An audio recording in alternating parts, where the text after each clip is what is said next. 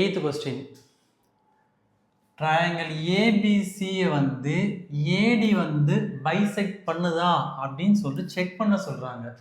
அப்போ triangle ஏபிசியை consider பண்ணும்போது triangle ABC அப்போ ஏடி பைசெக்டார் அப்படின்னா வந்து இது வந்து ரெண்டு ஈக்குவலாக டிவைட் ஆகுதா இல்லையான்னு செக் பண்ண சொல்கிறாங்க.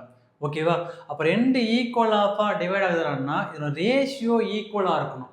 எதனால் ரேஷியோ அப்படின்னா பை ஏபிடி தேரம் அப்ளை பண்ணலாம். Angle bisector theorem. ஓகேவா? அப்படி AB by AC equal to BD by DC. இங்கே ஒரு டவுட் வரலாம், சரி இங்கே வந்து பிடி பை டிசி போடணும் இல்லை சிடி பை டிபி வரணும்னு சொல்லிட்டு நம்ம எங்கே ஸ்டார்ட் பண்ணோம்? ஏபி. அப்போ பியில் முடிஞ்சனால பிடி. நெக்ஸ்ட்டு இங்கே ஏசி அதனால டிசி. ஓகேவா? இந்த ரெண்டு ரேஷியோவும் இந்த ஏபி பை ஏசியும் பிடி பை டிசியும் ரெண்டுமே ஈக்குவலாக வந்தால் இது ஏடி வந்து பைசெக்ட் பண்ணுதுன்னு அர்த்தம். ரெண்டுமே ஈக்குவலாக வரல அப்படின்னா அது பைசெக்ட் பண்ணாதுன்னு அர்த்தம். ஓகேவா? பை ஏபி தேரம் படி.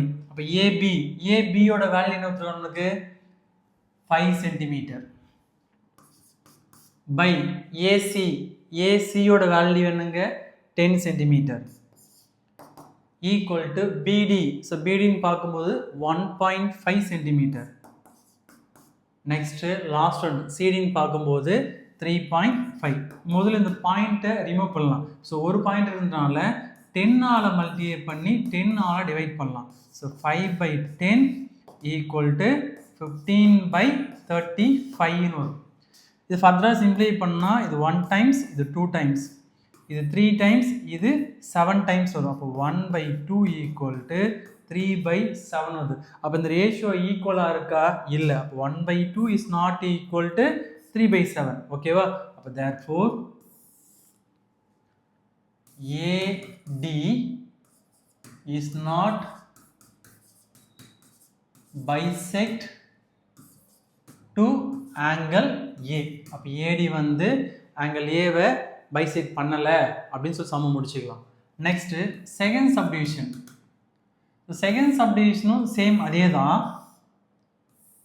ஸோ இது ஏ, இது பி, இது சி, இது டி. ஏபியோட வேல்யூ என்னங்க 4, ஏசியோட வேல்யூ 6, பிடியோட வேல்யூ 1.6, சிடியோட வேல்யூ என்னங்க 2.4. ஓகேவா? எப்படி பை எழுதுவோம்? AB by AC. So in triangle ABC இருக்கலாம். அப்போ என்ன வருங்க? So AB by AC equal to BD by DC. இங்கே ஏபியோட வேல்யூ 4, ஏசியோட வேல்யூ 6. ஸோ பிடியோட வேல்யூ வந்து 1.6, டிசியோட வேல்யூ வந்து 2.4. அப்போ இந்த டெசிமல் ரிமூவ் பண்ணுறதுக்காக 10ஆல் மல்டிப்ளை பண்ணி 10ஆல் டிவைட் பண்ணும். அப்போ இங்கே 4/6ன்னு வரும். இங்கே மல்டிப்ளை பண்ணால் 16/24ன்னு வரும். இதை 2 டேபிளில் கேன்சல் பண்ணால் அது 2 டைம்ஸ், இது 3 டைம்ஸ். இது 8 டேபிளில் கேன்சல் பண்ணால் அது 2 டைம்ஸ், இது 3 டைம்ஸ் வருதா? இப்போ 2/3 ஈக்குவல் டு 2/3. அப்போ ரேஷியோ வந்து ஈக்குவலாக வந்ததுனால இந்த ஏடி வந்து ஆங்கிள் ஏவை பைசெக்ட் பண்ணும். அப்போ therefore AD is bisect of angle A. இப்போ என்ன தியரம்னா by converse of ABD, converse of angle bisector theorem.